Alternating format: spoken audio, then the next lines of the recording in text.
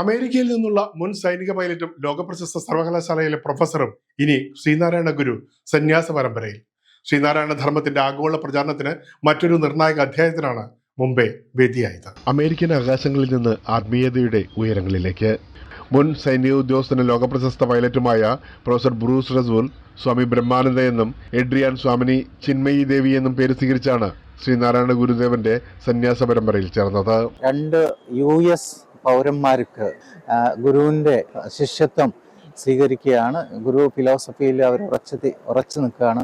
അങ്ങനെ സന്യാസം സ്വീകരിക്കുന്ന ഒരു മഹാൽ ചടങ്ങും നടക്കുകയാണ്. ശ്രീനാരായണ ഗുരുദേവൻ രചിച്ച ഹോമമന്ത്രത്തിന്റെ ശതവർഷപൂർത്തി ആഘോഷം നടക്കുന്ന വേളയിൽ ഈ മന്ത്രം ചൊല്ലി ഹോമം ചെയ്തുകൊണ്ടാണ് സന്യാസ ദീക്ഷ ചടങ്ങുകൾ പൂർത്തിയായത്. USA കേന്ദ്രമായി പ്രവർത്തിക്കുന്ന ത്രിശാന്തി എന്ന ശ്രീനാരായണ ദർശന പ്രചാരണ സംഘത്തിന്റെ സജീവ പ്രവർത്തകരാണ് സ്വാമി ബ്രഹ്മാനന്ദയും സ്വാമിനി ചിന്മയി ദേവിയും. ശ്രീനാരായണ ധർമ്മം പാശ്ചാത്യ നാടുകളിൽ പ്രചരിപ്പിക്കുന്നതിനിടെ ഇവരുടെ സേവനം വിലയിരുത്തിയാണ് ശിവഗിരി മഠം സന്യാസ ദീക്ഷയ്ക്ക് അംഗീകാരം നൽകിയത്.